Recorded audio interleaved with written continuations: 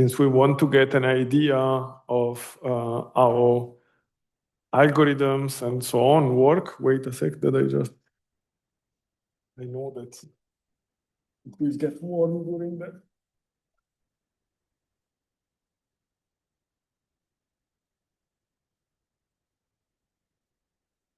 So I was saying, since we want to have an idea to get an idea of how algorithms work,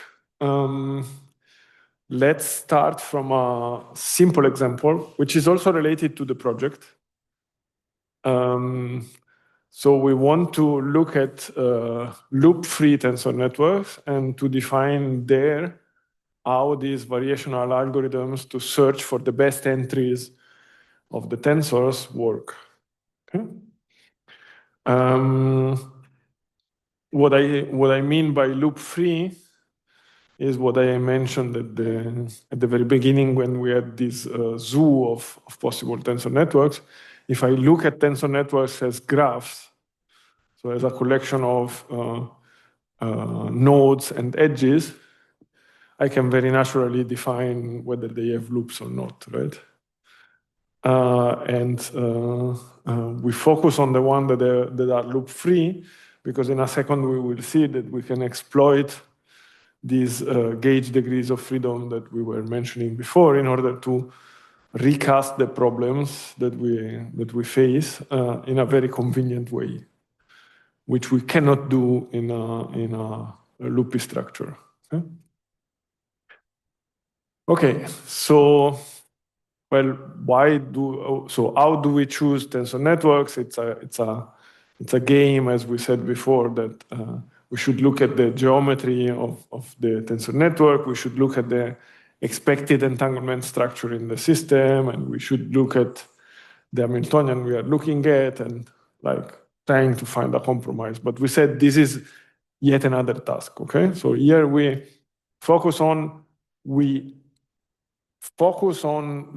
tensor networks. You see there, say, 4 examples of loop-free tensor networks.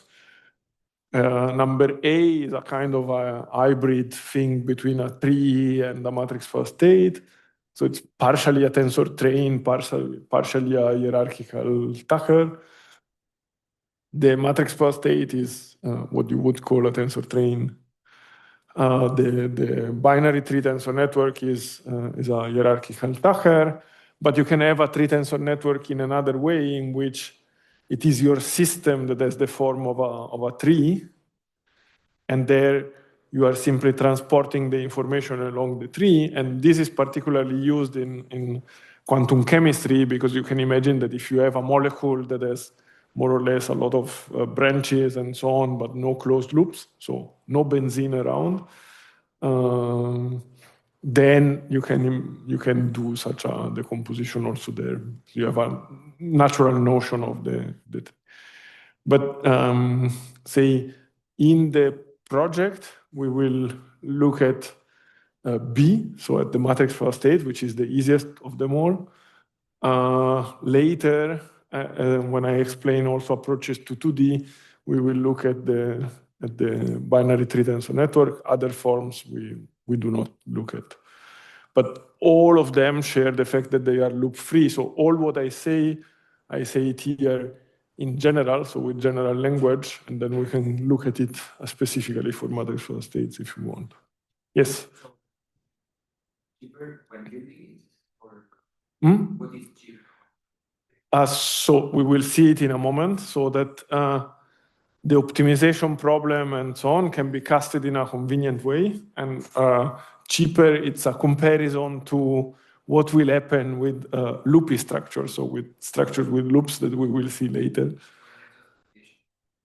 So in terms of computational, so of number of operations that you have to do in order to compute something. Okay? So the way the number of operations or the number of things that you have to store information about, scale with the size of the system and so on, it's lower. So the scaling is lower, therefore it's cheaper. Okay? But we will see in a sec. So Here is the flow diagram. In principle, this is the full flow diagram. You don't have to read it at that resolution. We will zoom in a second. But it's the full flow diagram of a full algorithm from initialization to readout of quantities and observable in the end for a loop-free tensor network. Okay? Now we will zoom in blocks and see how it works, and I can also do things on the blackboard if needed. Okay, so first part.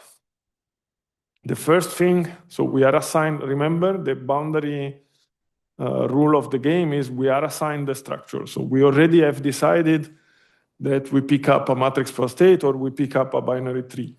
Why? We don't care. I mean, somebody has told us this is the ansatz you can deal with. Okay?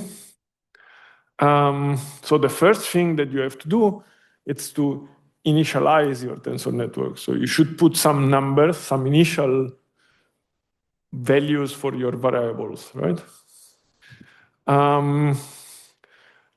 We can talk about different ways of initializing. I mean, the simplest one is you just shoot random numbers.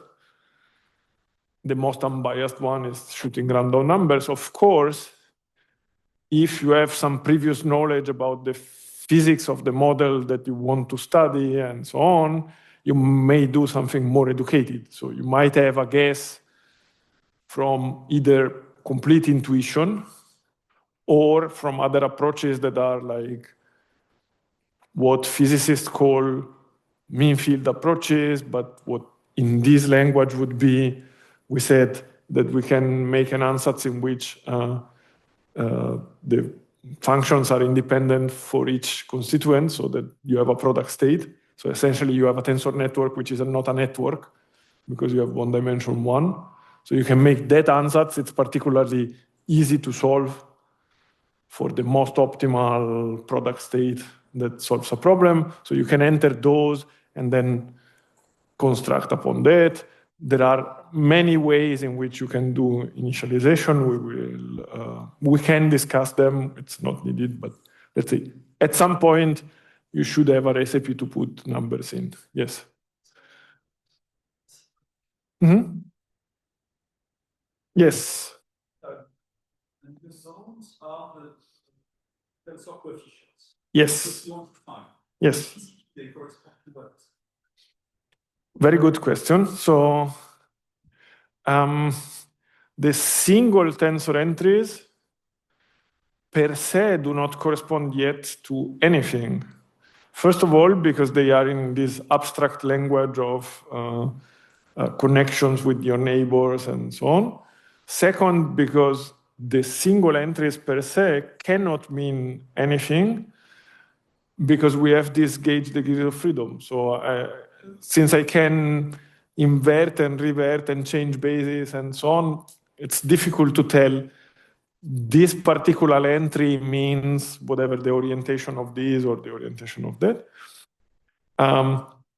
What's it's true and what you know that they mean is that if you would contract, which is something that you don't want to do because otherwise, if you contract the structure, you go back to the original exponential number of coefficients, so you don't want to do that. But if you had to do that, the contraction of everything will give you the exponential wave function, so the wave function in the exponential Hilbert space. The whole game that we are doing here is that we will find a recipe to optimize these entries without ever doing the contraction. But say playing with the meaning that if you would contract, they would give you your wave function. Okay? So we will see. Okay. We will see it in we will see it in a minute. Okay. So define network geometry and or topology. Okay, so initialize. You define a sweep sequence, so you define something like a sequence along which you will look at your tensors. Okay, so in most cases, I mean, you can imagine to do a simultaneous solution for all your tensor entries of all the tensors. Okay? In most cases, it is practical to look, say, one tensor at a time or a couple of tensors at a time, find the best entries for those, considering all the others to be frozen, and then move to the next one, and then try to solve this thing in a self-consistent way. Okay? The same way that if you have and that's actually what it is, you have a multi-variable optimization problem, and you say, like, instead of solving for all the variables together, I solve for a couple of them. I find the minimum along, or the minimum descent along those couple of directions. Then I freeze these couple of directions. I look at the next couple of directions, I find the maximum descent. It has all the possible pitfalls of the universe, in the sense of you should not follow only one direction for too long, because otherwise you get stuck in minima and so on. But by alternating and trying to solve it self-consistently, usually it works. Okay, so usually it can be quantified, so there are pitfalls, but you can be sure. Okay, and you initialize the Tn state, so you put the numbers inside. And now we will come to how you define an objective function. Okay. But before getting to the function, we want to play with the gauge degrees of freedom that we were mentioning before. In particular, we want to do the following.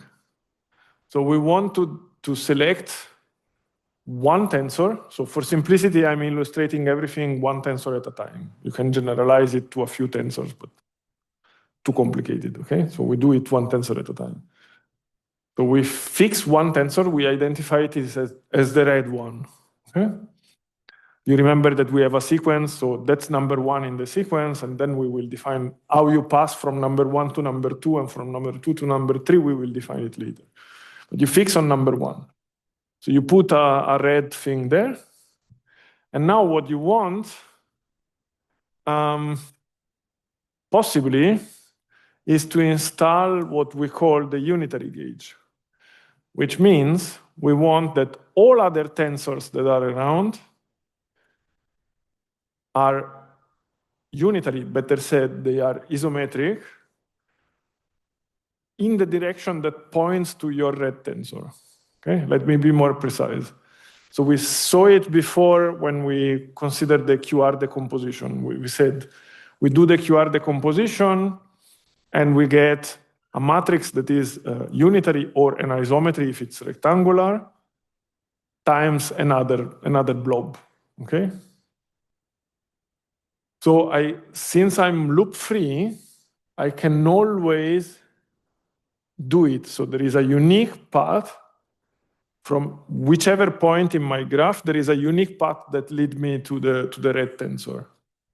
And along this path, I can do QR decomposition iteratively in order to push the non-unitary part always one step in front of me until I get to the red one. Okay? So let me do it on the blackboard because it's easier with a simple example. Okay? So that we get a feeling. Okay?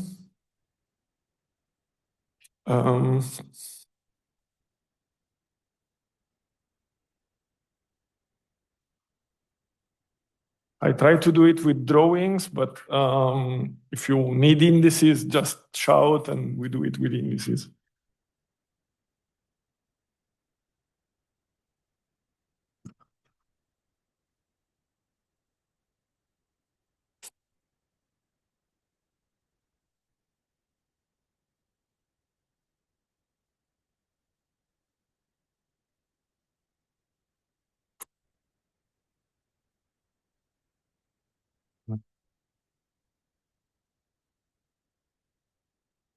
Okay.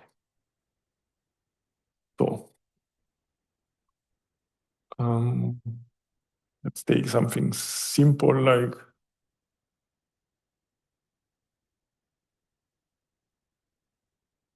it's like 5 of them. Number is not too important. And what was red for simplicity, is the central one here, right? Okay, so this is the place where I want to be, to focus my attention, okay? If I have my collection of numbers that are written in these tensors, what I can do is now, if I decided that this one is the one of interest, I can take from any other place a unique path to go there. So I can deposit arrows to indicate this path. Okay, so let's play this game. So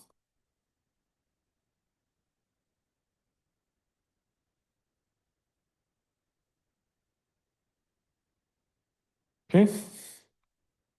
Well, strictly speaking, there is also 1 year, but it's not too important. Okay.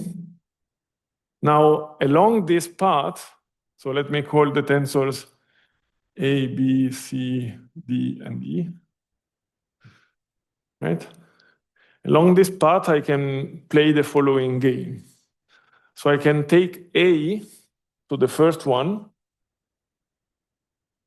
and perform a QR decomposition. Okay? So I can perform the QR decomposition, and I can, let me abuse for a second the graphical notation like that.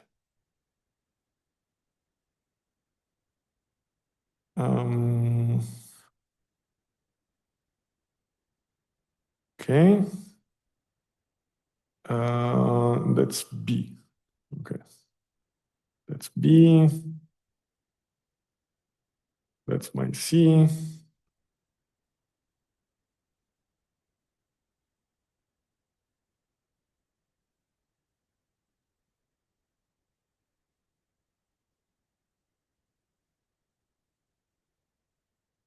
So what I did here is I got something which I called A tilde, and let me call this one R. Okay? So the property of A tilde is that A tilde is isometric. Okay? Which means that the A tilde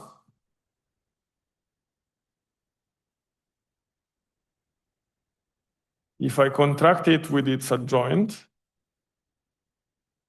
so this is A tilde, this one is A tilde star. If I contract it like that, this gives me the identity. Okay, so a single line is, in our notation, it's the identity. Okay, because it transfers an index to itself. So it's simply like the identity. Okay, and this is the result of the QR. Okay, but now I can play the same game for this matrix here. So I can first contract R into B, and then do the QR of RB. Right? So I can absorb it and do the QR of that. Yes. Oh, that unitary would be that whatever direction I sum, I should get. So this one is true, but in general, if I take this thing here and I sum it like that, in general, that's different from the identity. Okay?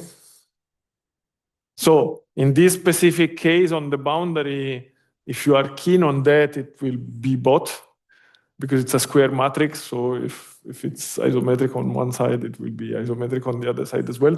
But as soon as we proceed, we will get rectangular matrices. And then, I mean, in one direction, you get the identity on the small space.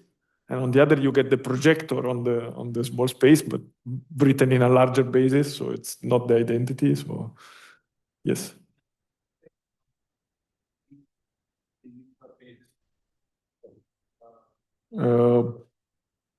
When I say contract RMB, I literally mean contract RMB. So I make the sum on the second, again, I write this with an index alpha, beta, gamma, and delta, and I'm summing over the common index, which is beta. And I get a new object that has 3 external legs. So yes, so if you want, if I interpret R as a linear transformation of these variables, yes, so I'm changing the basis on this leg, yes. Okay, but R is not even guaranteed to be orthogonal thing, right? So the one that preserves angles and lengths is this part here. R is a general transformation, so okay. But I can play this game and do QR again and get something that now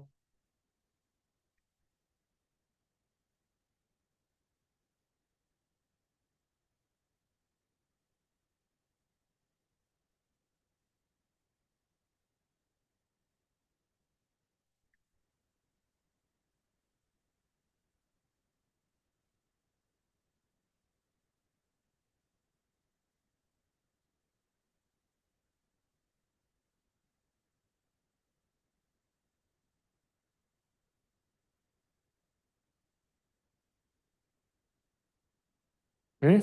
But now this symbol means the same as before. So if I contract on the side that is large of the triangle, I get the identity on the smaller thing. So the triangle is there to remember that the dimensions are like rectangular, so that this side is larger than the other side. And so which direction you should contract upon to get the identity. Okay?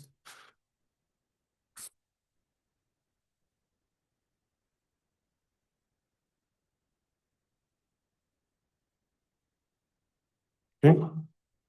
Okay, now you can play the same game. If there were 25 matrices, you can play it 25 times. And you can do the same thing on the other side by changing the proper transpose and not transpose. So you can get ... You can get to something which is of this form.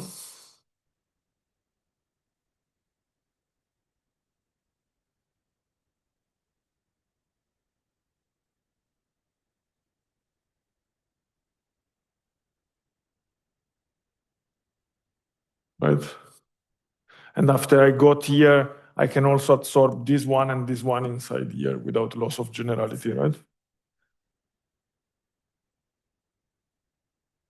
So this one would be my C tilde. Okay? I can get always to such a form. And it's easy to get convinced that this thing will work on any loop-free structure. In the case of a tree, you will have a third direction to do the thing. Maybe you have to go all the way up and then come down. But I mean, since there are no loops, there is no ambiguity. Okay? And it also gives the idea that when you will have loops, such a thing will not be possible because you don't have a unique path. And then there are ambiguities. Okay? Good.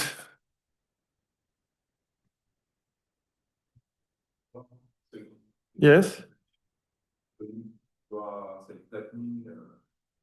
Yes. Yes, so when I'm doing this QR, what I'm doing is I'm first flattening these two indices together, doing the QR of the matrix, and then unflatten the two index in order to rewrite. And all the procedure here, it's an exact procedure. So there is no approximation involved, okay? So because QR is an identity, I mean, so you always find a QR, blah, blah, blah. So you are not losing information. So it's exactly an equivalent rewriting, okay? You have not lost or compressed anything, yes.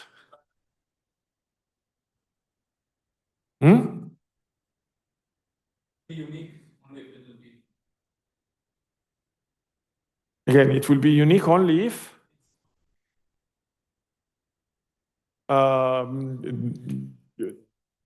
yes, so but if it's not loop free, you cannot play the game at all. Okay? Because you don't have a concept of right and left anymore, and coming from down and coming from upwards and so on and so forth. unless you fix a notation. But then if you want to move from one place to another, it will be a problem. We will come to that later. No, yeah, exactly. So the question about the uniqueness was the uniqueness of the path along which you can do the thing. But the QR is not unique. Okay, but it's not a problem. I mean, so okay. I mean, of course, you can reshuffle, for example. So very dumbly, you can reshuffle the indices, and if you have degenerate spaces, you can mix things and so on and so forth. But yes, but you don't care. I mean, this is simply one possible rewriting. Okay, we will see in a second why this possible rewriting is particularly useful. Okay, because now, okay, here it's written in a very simplistic way, but since we have to set the language, let's see what is our final aim in all this game, right? So our final aim, so goal,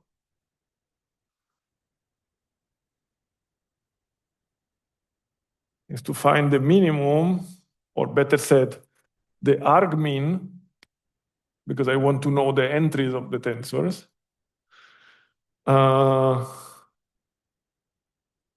of psi h psi divided psi with psi belonging to MPS. Okay? And better said, in this sense, what I'm writing here implicitly is that psi is a function that is parameterized by my entries of A, B, C, D, E, and so on and so forth. Okay? So I'm telling what is the structure of the thing here.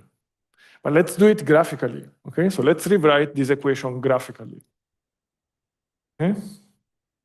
Because that's what I need there, what I gave for implicit there, but let's do it. So if psi is of this form, as a matrix for a state, then psi in one direction is this, its adjoint is simply the same diagram but flipped. Okay? So I can define that the bra and the cat are simply the same diagram, mirrored and conjugated. Each number, each tensor entry gets a complex conjugate on top. Okay? So just by drawing, I get something like my structure.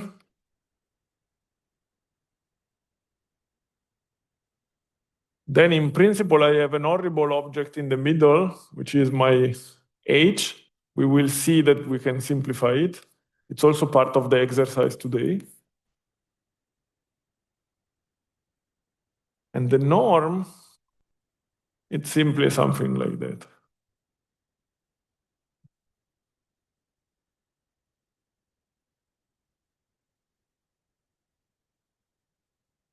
Okay? Are we on the same page that if I represent the thing as a diagram, this is the diagram that I'm looking at? Okay? But now, let's rewrite this thing that it's written in super general terms. If we are in this shape here, okay, and with the focus on this tensor, okay. So let's rewrite. Since this is equal to that, I can plug it there. Okay? So since I have all these triangles, when I take the norm below and I do the sandwich of this one with its adjoint, the triangles will disappear. Okay, so all of them. Okay, so on the bottom, so on the numerator, I simply get my tensor of interest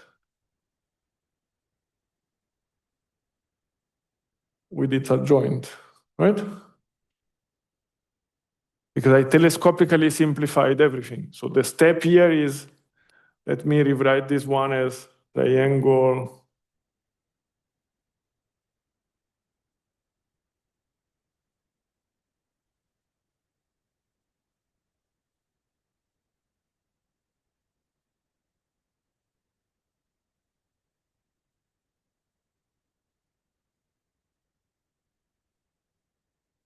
okay?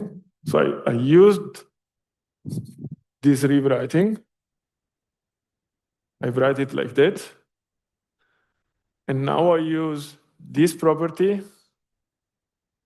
and I can cancel this thing and write it as a, so this thing becomes just a line. But if this one becomes a line, then I'm doing this thing here. Okay? Means that also these two become simply aligned. And same on the other side, so they all cancel, but the last thing that you remain with. Okay? Can write it with all the indices and so on to get convinced if you want, but it's a good exercise. Let's not get lost with indices now. Okay. Okay, and above, what I get is some sort of,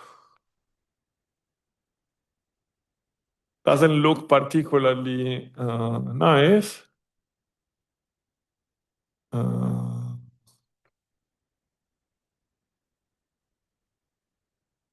We will come back to that in a moment.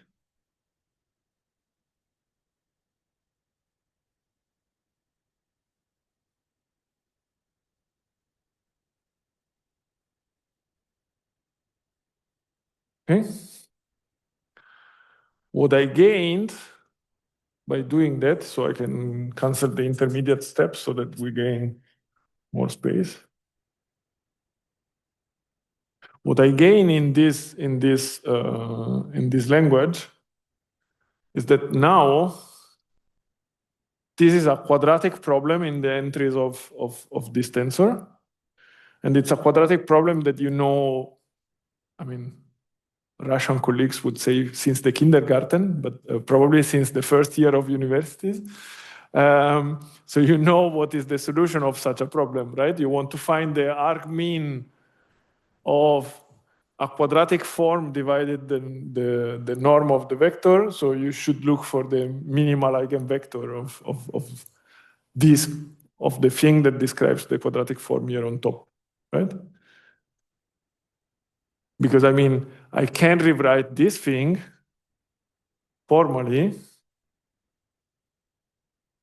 Let me play this game.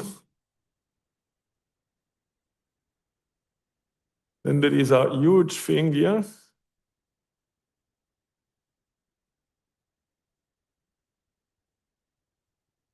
Let me call this one H effective. This one is my tensor of interest. Okay. And I'm dividing my tensor of interest that it's small. So let's give a name to the tensor of interest, which was C tilde. Here is C tilde star, C and C tilde star.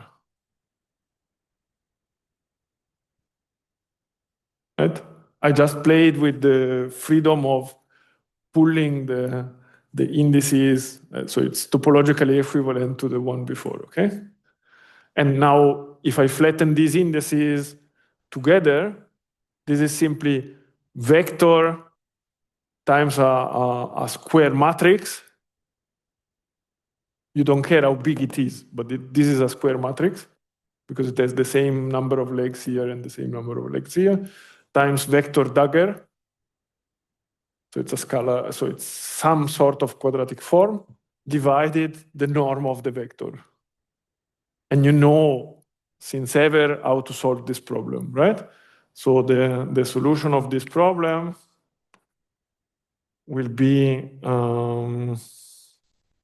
argmin, I come in a sec, of the following problem, which is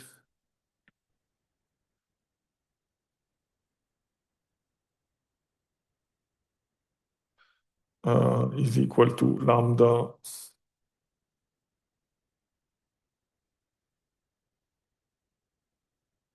Right? Yes. What exactly did we gain from this? Because in the beginning, we also had the same problem. Right? If you just write down a ground-set problem of Hamiltonian, it's also basically. Yes. But here, basically, we reduce the number of variables. Very good. Yes, that's exactly the point. So that your original quadratic problem was a quadratic problem in d to the n dimensions. And now you have projected it down to, well, in this case, to just whatever it's the bond dimension times the bond dimension times the physical one, so to a smaller problem. This is a subproblem. Then indeed, this is the subproblem for this tensor. If I consider all the rest given and I just rewrote everything in the gauge, I pushed it there. Okay? And then the game will be, I do it, the subproblem for this tensor, then I move myself to the next tensor, I do the subproblem for the next one, and I do it in an iterative way called sweeping. And I hope that self-consistently this thing will go. And actually the common practice tells that it always works, okay? I think that apart in exceptional cases, there is no strict proof that this will work, but the practice tells this is a good strategy, okay?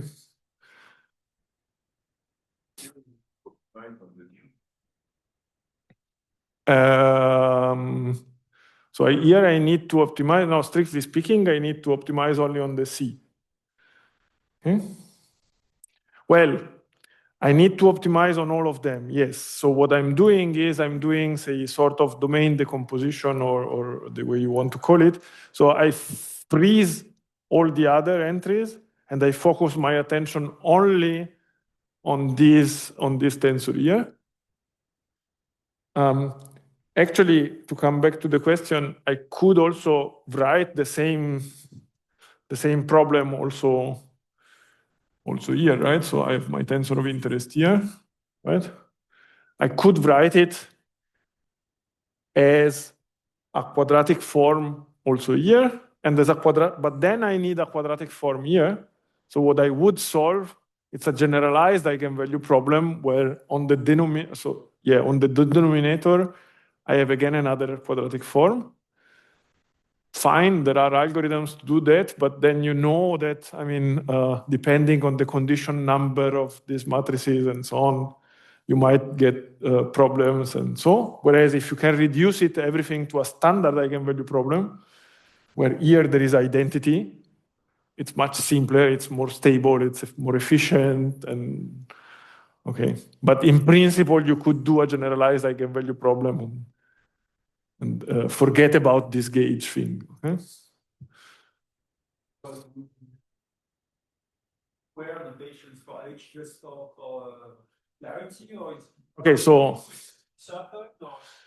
well, no. So the point, yes. So the square of the circle or the oval, it has no meaning in that sense. What I did, and I did not enter yet, but we can enter in a second, is that in principle, if the Hamiltonian was written like that, then I would be in trouble anyway, because this would be an object that has n plus n, 2n legs. So it would be not only exponential, but the square of the exponential. So if I could store that, then I could solve the problem from the beginning without needing the approximations, okay? The point is that in the exercise session, we will learn how to write, in general, an Hamiltonian itself as a tensor network. So if I rewrite this Hamiltonian here, instead of as a big object, as a collection of small tensors, then I'm in business because then I have only small contractions to do along the way. Here is just the way to write the state on the tensor. Yeah, exactly. So very good, yes. And for the Hamiltonian, actually, if you have the formula of the Hamiltonian, so if you have the usual writing of Hamiltonians, you can do it exactly. So you don't need to do approximations. There is no numerics and more. But we will come to that in the exercise session. Okay? So the preview, the sneak preview is actually this object here will be written as, oh sorry, 1, 2, 3, 4, 5, will be written as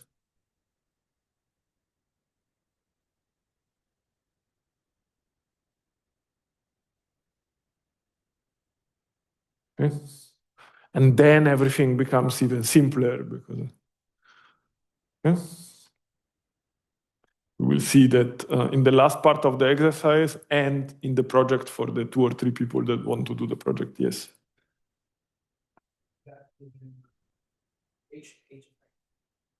How do we collapse this? In principle, if I look at this, H effective, so H effective, let's use colors, wait. That's always working, okay? So H effective is this red object with 3 legs, and 3 legs. And let's see above. So H effective is simply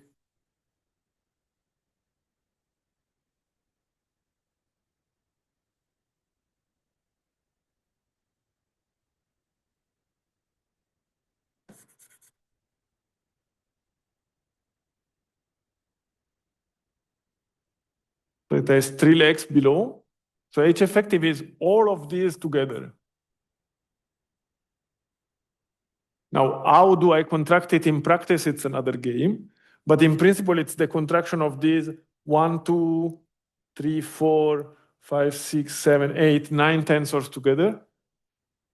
But if I look from far, and I will cover it with red completely, all what you see is an object that has 3 legs here and 3 legs below.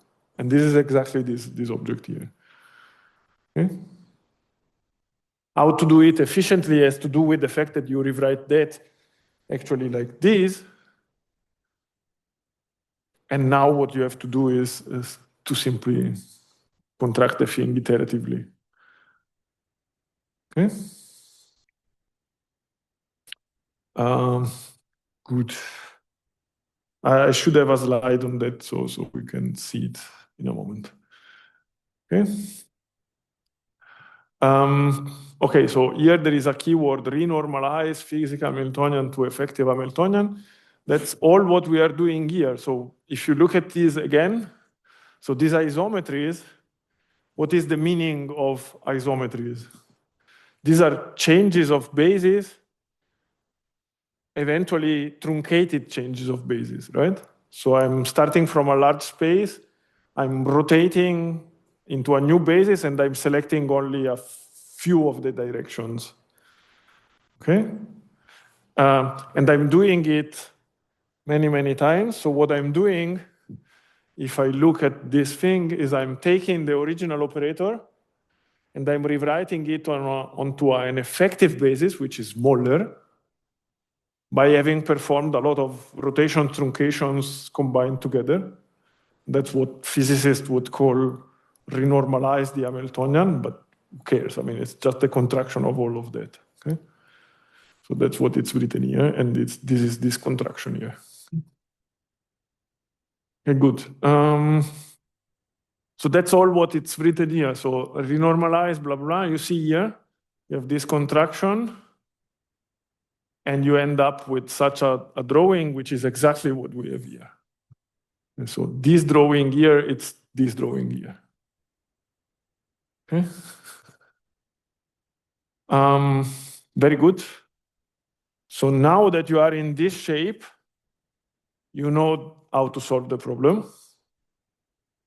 You do it with your favorite algorithm, whether you do it with a full matrix diagonalization, or whether you do it with some iterative eigensolver that only gives you part of the spectrum, like Krylov-based methods or so on. That's your choice. Okay? The only point is you want to find the minimum eigenvector, so the minimum eigenpair, if you want, of this effective operator. Okay, so that's what goes under optimization. Okay, so you optimize the thing. And then, so you optimize the root node. I mean, that's why, so the root node is the one that we colored in red. And then we should move to the next thing, right? So in principle, we should have optimized over all the tensors simultaneously, but we do it on one at a time. So we should move our attention from one tensor to the next one. Guess how? Well, I mean, in a general structure, it's a little bit more complicated, but in a matrix for a state, it's easy. Well, if I am in this form, and I want to push this one here, what I can do is, again, the same QR game, right? So I can do the QR, get this one as a triangle, and push the center of attention here, and I have now 3 triangles, then a ball, and then another triangle on the other side. And I can do it up to the border and then backward. I can imagine very different strategies, okay? As in, one thing that we didn't explore as a community, as far as I know, that could be interesting, that I read about people solving differential equations with multi-scale approaches and so on, which are somehow similar in spirit. It's that in principle, this sweeping procedure that they also do between the different length scales can have a lot of impact the way you do it. So not always the sweeping, say, one direction and then backward, and then so it's the best solution. Maybe sometimes it's good to sweep a bit in one direction, go back, then re-sweep again, go back again. So here you can imagine all sorts of different sequences and so on. And it would be very interesting to understand if there is an optimal strategy, whether these optimal strategies are related to properties of the underlying equations of the underlying Hamiltonian and so on and so forth. But we don't want to enter there, especially because we don't know the answer.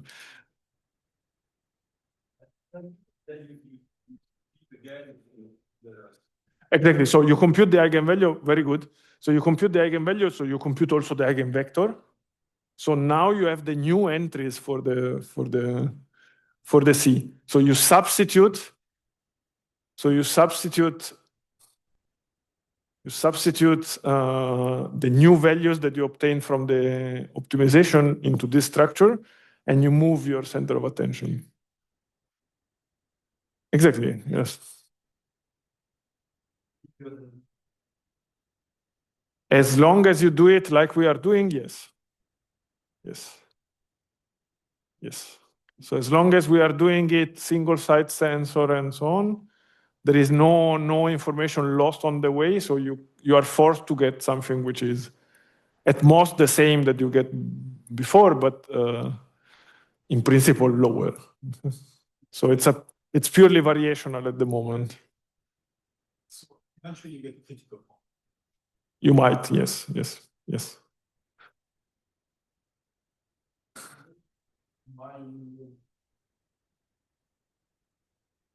Use information and you use.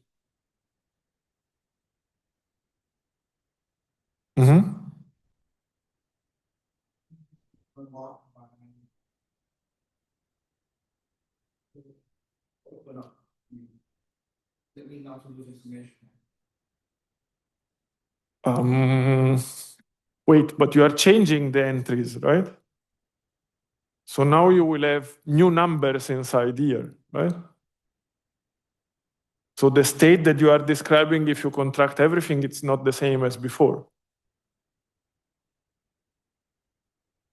So if I do now my QR, the state that I'm now looking at, it's not the same that I started from, right? Because I modified the C on the way. So now I slightly changed my local information, so my rotation of the basis, my redefinition of the basis on the tensor C tilde. And now I want to know, did it influence the problem of D tilde? And now I can solve that, adapt a little bit, and do it iteratively. Okay? Yes? Once the initialization, we already fixed some variable values. The only open variable is the one tensor of interest, right? And basically we update iteratively from the initialized values to the optimized. Yes, exactly. Yes. How do you choose the initialized value? The initialized values, as I said, the simplest recipe is just shoot random numbers. Okay? So the most unbiased thing, I'm not saying that it's the smartest thing, but I mean, just start somewhere, okay? And then it's evident that, I mean, in the first few steps, you will gain a lot of information about your system. So the first few steps will change dramatically your tensor network. Then once you start to be close to the solution, then every of these optimization is slightly modifying your local bases and so on. But at the beginning, if you start from a random place that has nothing to do with the structure of this operator, by plugging the structure of this operator, you will realize, oh no, I was looking in the wrong direction, I need to look there. Okay? And then once you are already almost there, it's like, no, I should not point there, but like 1 degree on the right or 1 degree on the left, but that's refinement afterwards. Yes.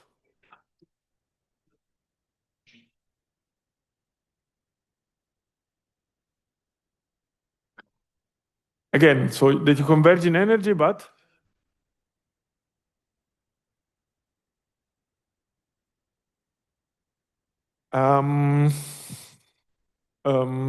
yes and no, in the sense of, in principle, no, at least in this case. So in this beautiful world of loop-free tensor networks, no, it doesn't happen. Because what I took care, especially if I do it in this setup with this gauge, because what I took care of is since I pushed everything to a standard eigenvalue problem, the thing here, it's automatically having its norm fixed to 1 by the, well, whatever it's, the 2 norm. I mean, so the sum of the square of the elements and so on to be 1. So it does not diverge. We might be different in other cases with loopy structures where all of this it's not given, but yes. When you perform the optimization, they loop Mm-hmm. from C to D, for example. You can always move of one step, or you can move from. I could move of multiple steps. So you say now, okay, so this was the preparation, right? Now I did so let's say that I did optimize here, and you want to know whether I can move here. Yes, but I should do it. I mean, I have a natural sequence in the sense of I should pass by the other one. Okay? Yeah. I'm not forced to optimize the other one. You are right. So I can imagine to do the optimization, say, on the third, on the fifth, then on the second, then on the fourth, and then on the first, whatever, by pushing back and forth the thing. Usually, what we do is to do it sequentially, because since you are anyway forced to redefine the intermediate steps, since you are already redefined, just optimize. But you are not forced to. I mean, so you can, yes, I mean, the simplistic way is you choose it the first time. You can imagine schemes in which you change it. And so in which you say, now for a while I do it sequentially from 1 to n and then backwards. And then I do, I mean, after having done 3 sweeps like that, I just shoot numbers. I do 3 sweeps in which I do random, or in which I do first the odd and then the even, or We don't follow what we define in point two of the. So the sweep sequence. Well, you follow the sweep sequence. The sweep sequence, you could move it from being in the initialization to be part of the things that you define in the loop. And then each time that you sweep, you could, in principle, redefine a different sequence. I mean, okay? So it's refinement of, it was just for economy of thinking that you define it once and you follow that, but of course you can start to intersect the stuff, okay? Good. Yes. Other cases, you know that this will converge to the mean. Yes, but I don't remember it by heart. I mean, I can look it up. Yes, there are a few identified cases, but in most cases, no, you don't have a guarantee. As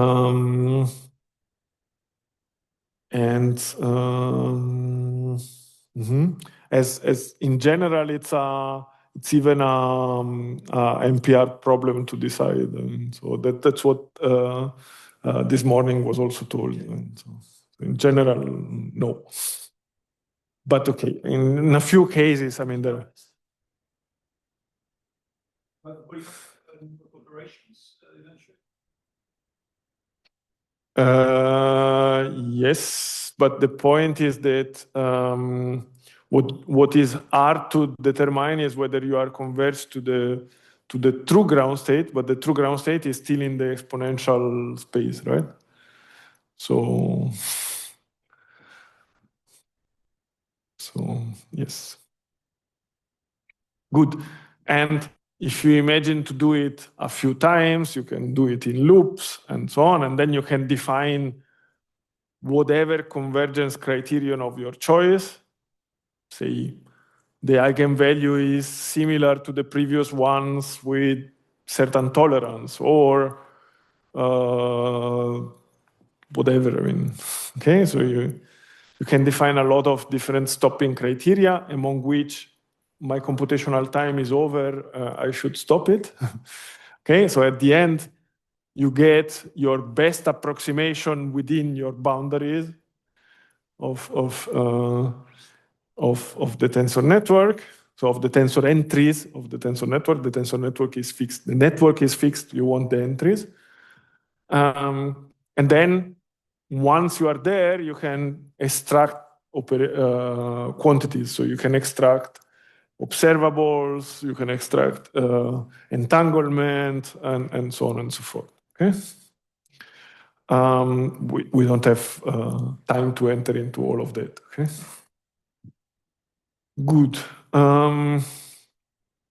So here it was what I did on the blackboard, so I don't need to do it again. So you see that there was a slide about moving the center with QRs.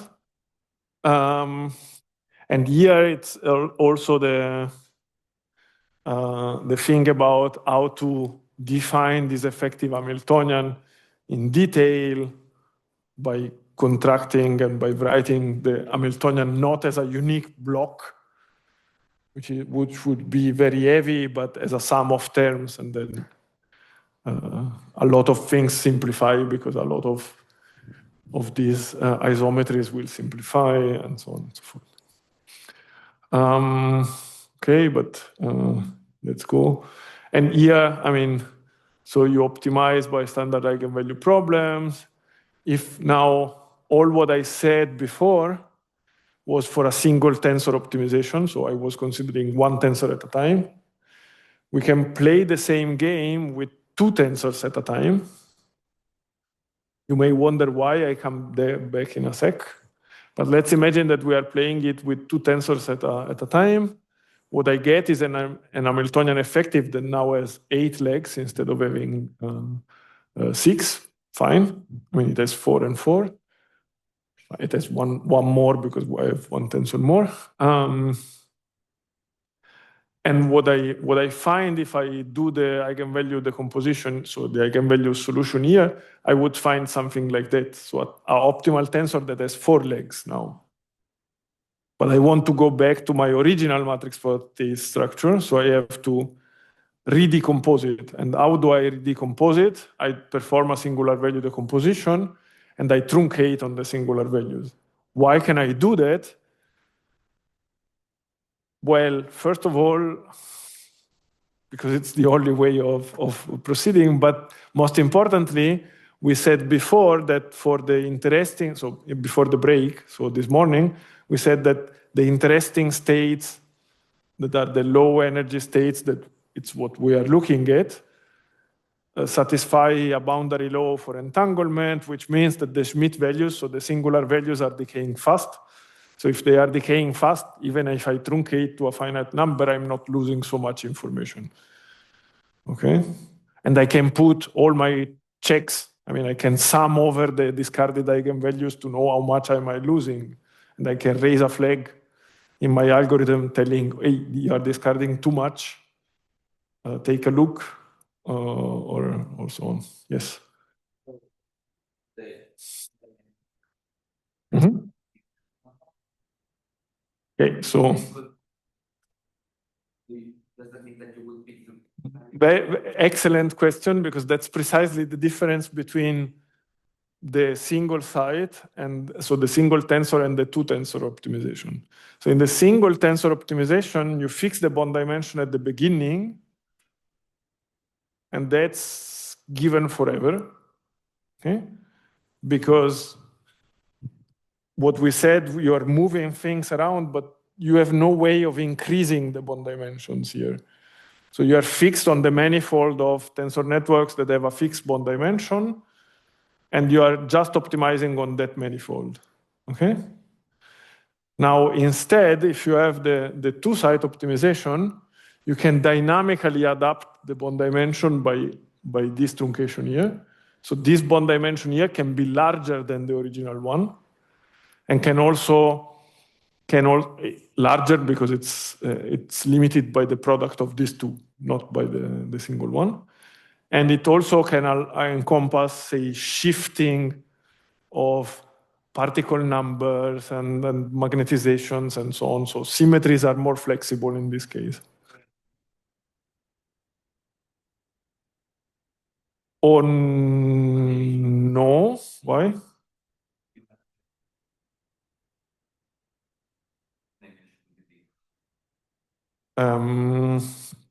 So why should I pick the maximum? So the maximum ever, it's exponentially large.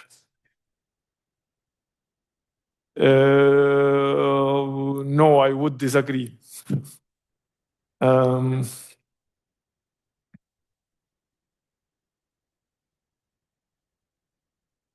No, typically I would go for something which is, say, medium size. And because, I mean, there is a trade-off between what you gain by increasing the bond dimension and what you lose by doing a lot of more computation, right? So, and especially if you don't have an educated guess to start from, I would not go for a large bond dimension, because in that case, you start from a random point in an even larger space, which is probably far, far, far, far away. And you will need a lot of optimization steps to get close to the... Whereas it's smarter to start with a more restricted manifold, just get a rough direction where you have to go. And then starting from there, there are like inflating techniques of saying, oh, I found the solution with bond dimension 10. Now I want to pump it up to a bond dimension 20. And now let's search on the manifold of bond dimension 20. But starting from the solution of what you found before. So it's, yeah, exactly. Yes. Good.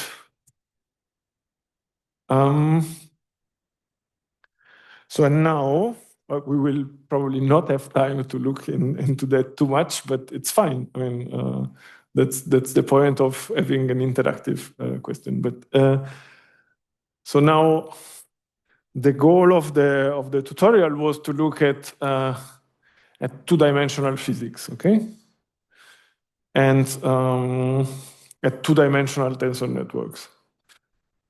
So the question is, and the reason why it's also partially was explained this morning about collective phenomena, a lot of these crazy things like fractionalization and you name it, are particularly relevant in 2 dimensions. Okay? So it's a realm where physicists lack a lot of analytical intuition, so there are 0 essentially exact solvable problems. Well, measure 0. Okay, so there are a few, but they are like just countable.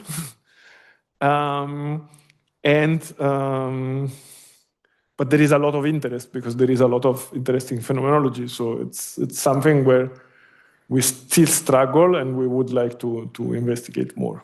Okay. So what tensor network should we use it? Okay. So now the practical argument would tell, well, sorry, the theory argument first. The theory argument first would tell you should use PEPs. Okay? So you should use that complicated 2-dimensional network that we were introducing in the zoo at the beginning, because that's the thing that by construction is having a boundary law of entanglement. As you see there, maybe it's not too strong, but there is a light blue partition here that is indicating a subsystem. And if you try to extrapolate to extract what is the entanglement of this bipartition, it will scale with the boundary because it cuts a number of bonds that scales with the perimeter of this thing, and not with the area, so not with the volume of the thing. So that's what good theory would tell you, because this will tell you like you satisfy automatically the entanglement boundary law, so it should be the best possible representation for 2-dimensional systems of interest. Downside is you don't have a canonical form. I mean, canonical form, it's another way of saying something in which you have isometries and which you can concentrate everything into essentially a change and truncation of basis plus an effective representation of the thing. So you don't have such a thing at disposal because of the loops.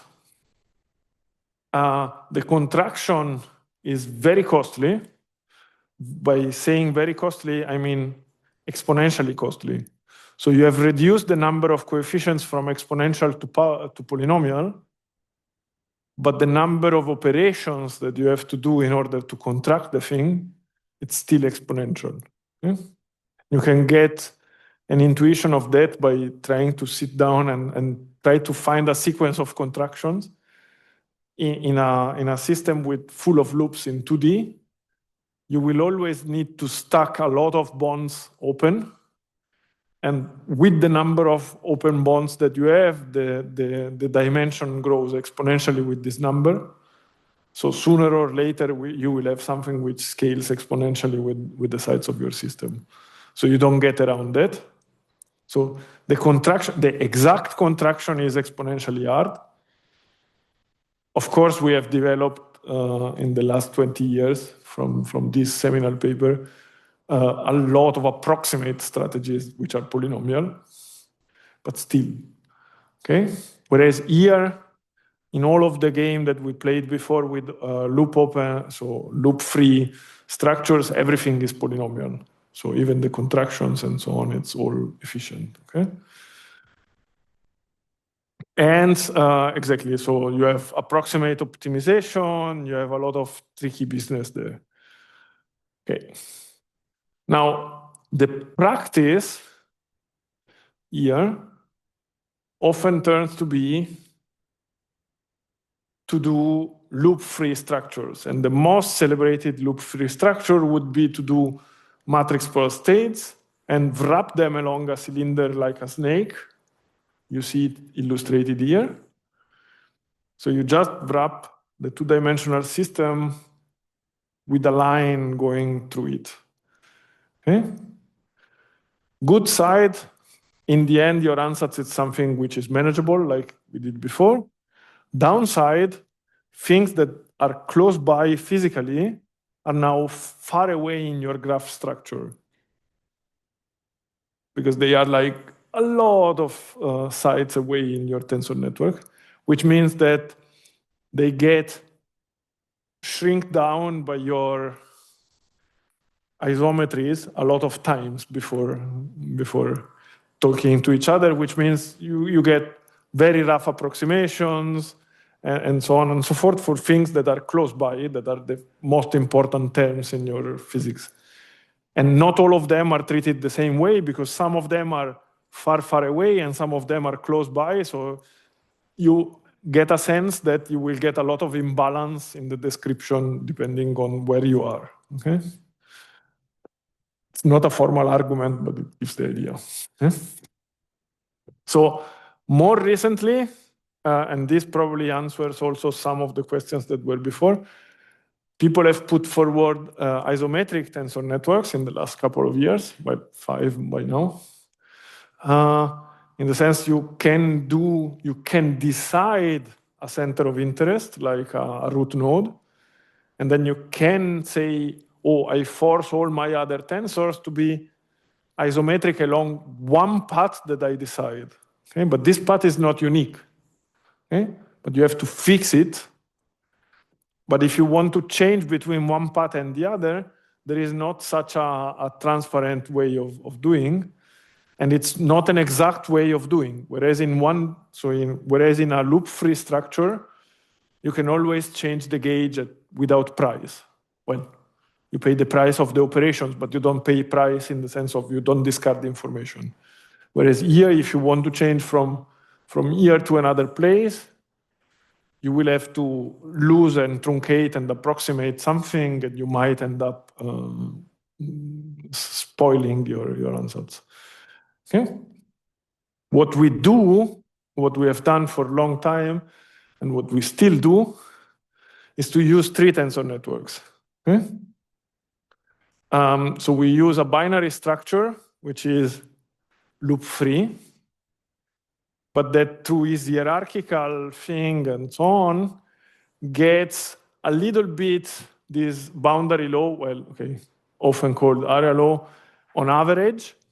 Not every bipartition is nice, but most of the bipartitions are nice. You get a canonical form, because, I mean, it's a loop-free structure. You get a cheap contraction. You get optimization just like the one that we wrote, but a little bit more decorated, the drawings. And you get also a treatment of periodic boundary conditions for those that are interested, I mean. Okay? So if we had time, I would have then said, oh, let's look at trees, and then let's get a look at the fact that we are now also in good shape to do variational optimization of PEPs. But then instead, let me only preach trees for 10 minutes, and then just give you, say, a couple of references about PEPs, and then the slides will be uploaded anyway. And you should feel free to shoot questions or shoot interests and so on by email. And so if you want to learn more and learn about the algorithms. Okay? But don't take me wrong, it was great to have so many questions, and better than speaking 90 minutes and don't getting any feedback. Okay? So 3 tensor networks. So now again, so what is a tree? It's a binary structure in which we are doing, say, grouping physical objects together, or physical variables, or physical systems.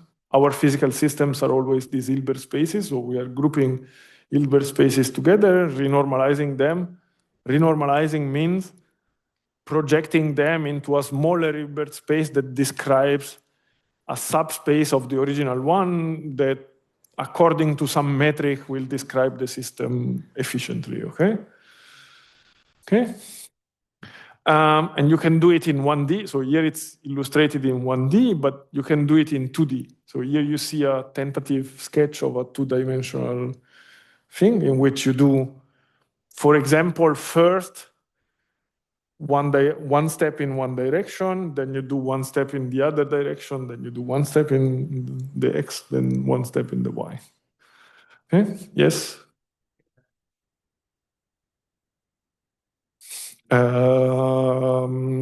Convenience of computational costs. So you can define, of course, a ternary or a quaternary tree and so on and so forth. Yes, but the more legs you have, the more your contraction costs. When it comes to you want to do a contraction on the computer, the more legs you have, the more exponents you have in the both dimensions. So the costs explode very rapidly.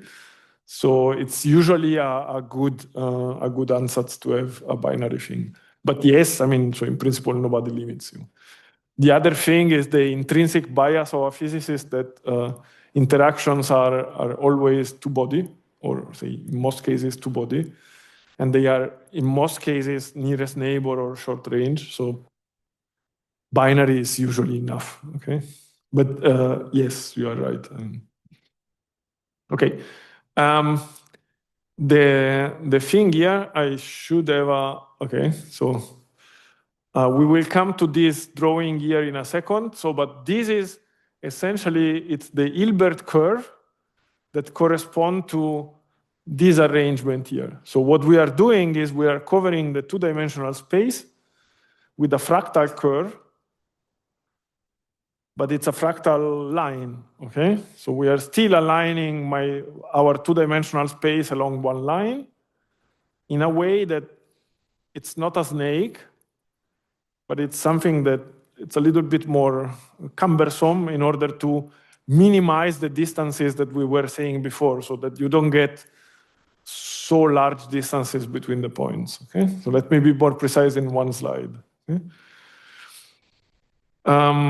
So we said we have loop-free structure, we have better coverage of the space in a second. They even allow for the physicist among you for power law correlation. So for correlations that decay algebraically instead of exponentially, that's a detail, but it's important. And if you are like on the computational side, a lot of these structures, they will be tall and skinny tensors, so tall and skinny matrices. And if you hear tall and skinny, especially in this decade, you immediately think, I should go to GPUs and I should exploit the power of GPUs to get computation fast. Okay.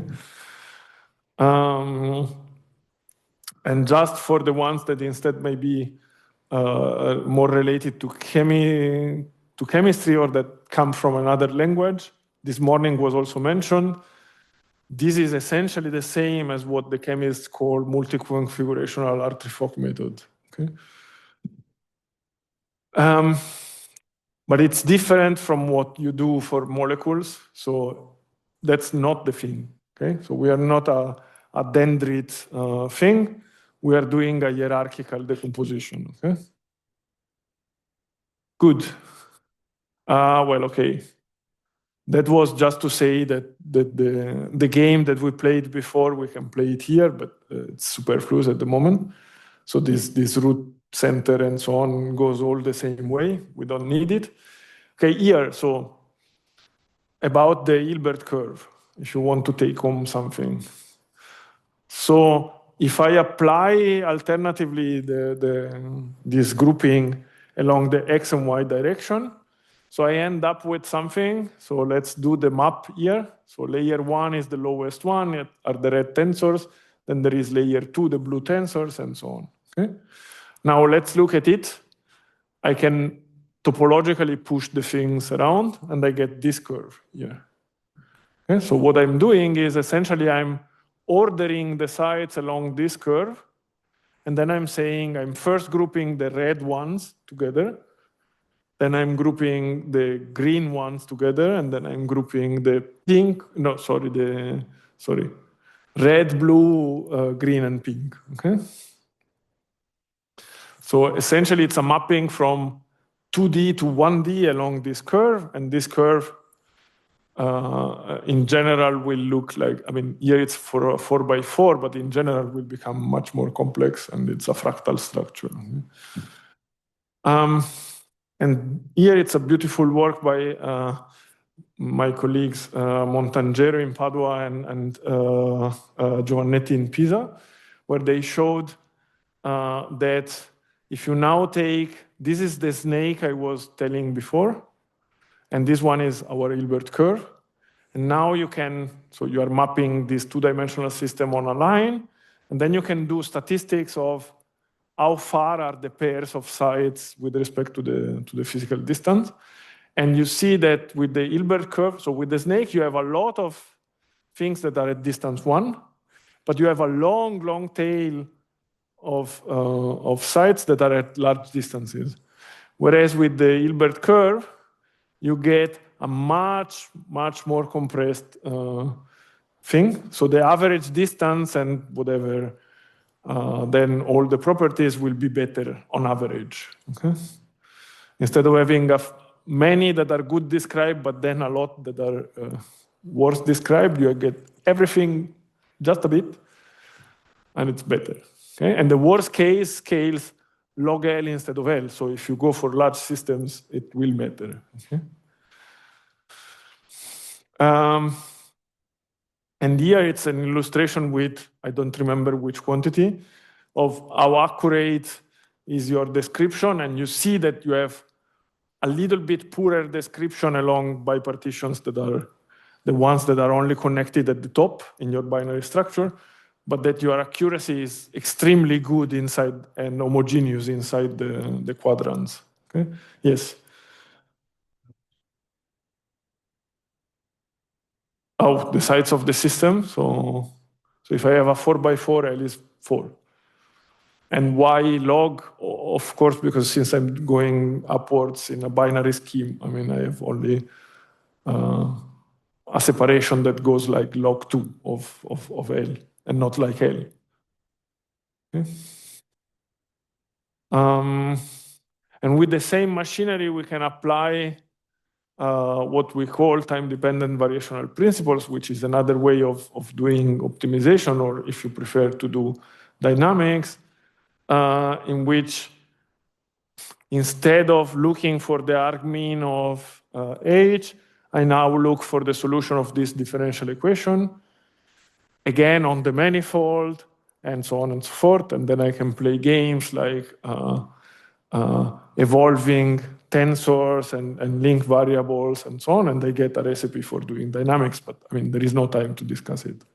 Again, there are a few references and so on, and if you are curious, just shoot a mail. Well, okay, this is for the computational guys. Let's skip it. Okay. Good. Now, since we have like only 4 minutes, let me only say that this would have been my preach until a couple of years ago. Like, go for loop-free structures, because in the end, it's more convenient, and just by brute force, you overcome difficulties.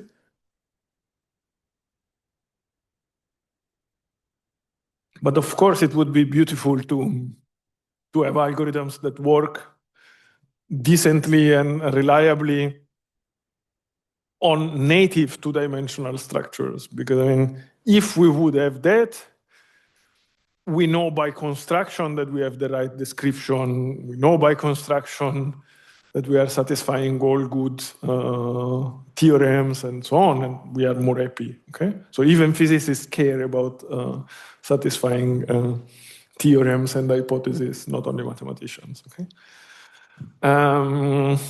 It's true that we do a lot of things hand waving, but I mean, if it's well grounded, it's better. Okay. So here only say 2 minutes per method, and then we stop. So in PEPs, which so we have to play the same game as above, right? So we are playing the same game only that here we have substituted the family of matrix further states with the family of PEPs. You can play the same game with every other variational method in physics. It does not need to be tensor network. It could be, if you are trendy nowadays, it will be some neural network-based thing. If you are much more old school, you will do Artrifoc stuff, if you are more related to the 60s and the 70s. But I mean, it's you say, like, I have a variational family and I want to find the best approximation inside the variational family. Okay? In the end, it's whatever, Rayleigh-Ritz problem in some declination. Okay?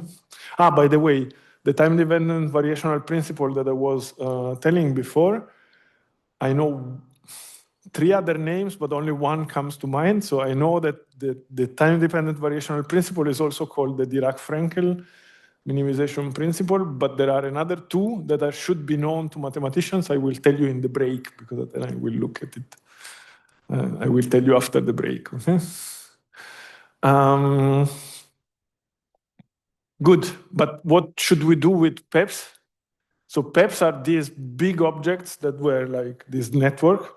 So already when you are, like, you take the book, so you take your recipe list that we were saying before, the first thing that you would like to compute is the denominator here. It's the easiest thing in principle.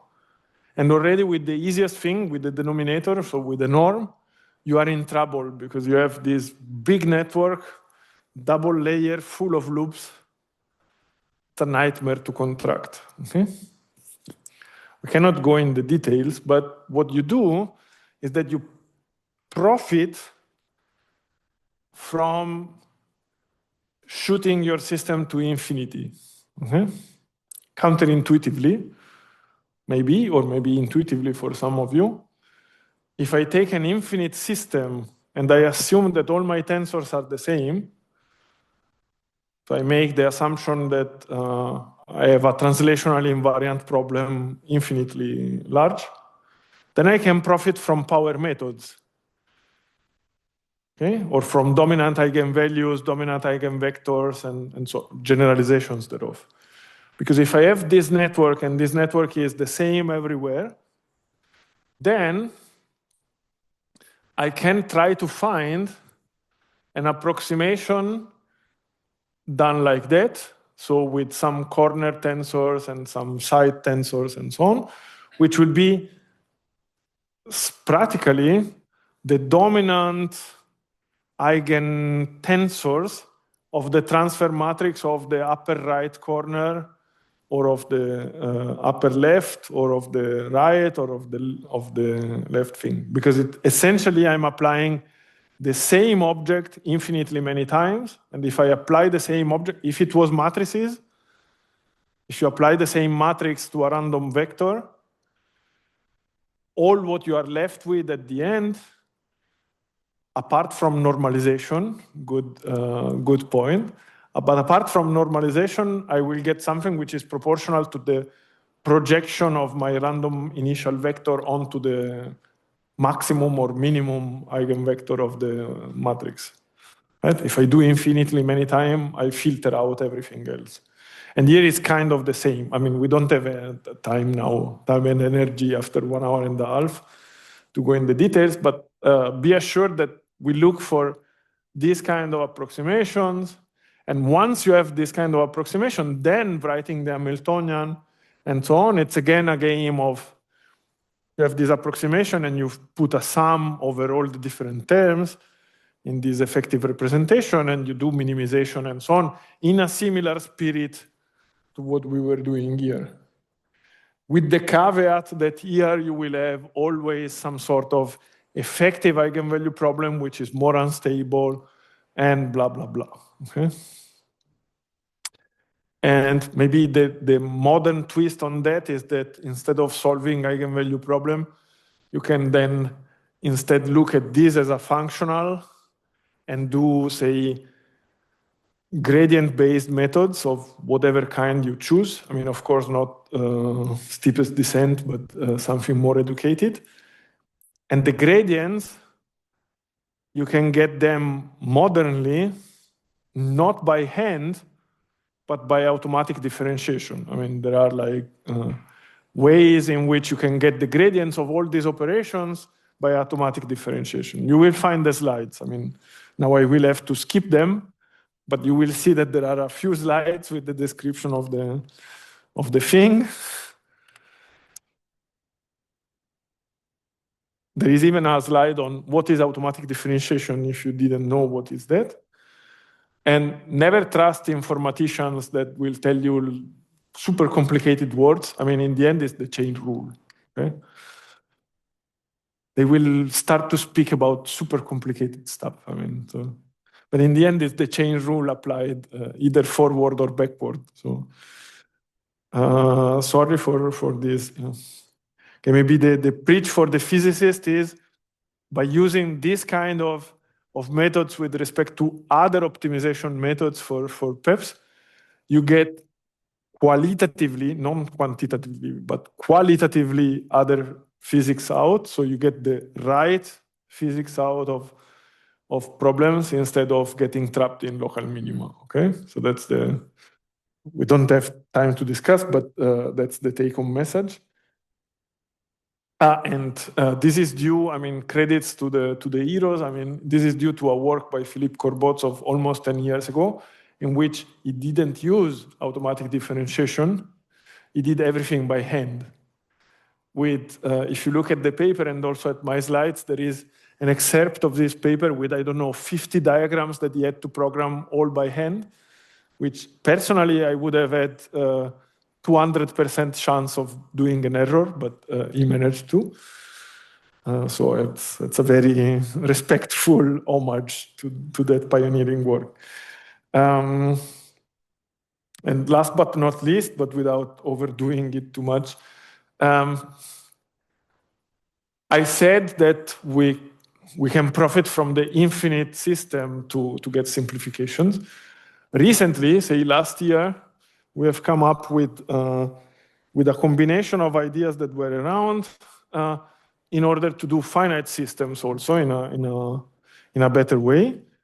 And finite system, we do it by bringing back in the game stochastic reconfiguration. So we said in the very beginning this morning, oh, we have either the root of stochastic optimization or the root of compression. Actually, one can mix the two. And since here the contraction is not an efficient thing that you can do the contraction by stochastic methods. So you kind of re-enter from the window what you throw out from the door. And by doing that, you do some pseudo-inversion and so on. And just to show you the beauty and also the reason why we think that it's worth to go for truly two-dimensional algorithms. Here you see for a problem of interest to physicists, for you it's not too interesting probably. So it's some kind of frustrated model and so on and so forth. Here you see the only important thing that I want to say is here you see an extrapolation of the energy. Okay, so that's the metric that we want to optimize versus the variance, which is a way of certifying your result if you want. Because we didn't talk about that. But if you want to find an eigenvalue of something, you can quantify how far you are from the eigenvalue by looking at the variance, right? Because if I take the operator squared, on an eigenvalue, it should be variance 0. Okay? If I instead I'm writing a superposition of different states that are not aligned on an eigenvalue, I will get variance. Okay? And then if you are close to an eigenstate, you can do an extrapolation by improving and trying to extrapolate as a function of the variance what is the true eigenenergy.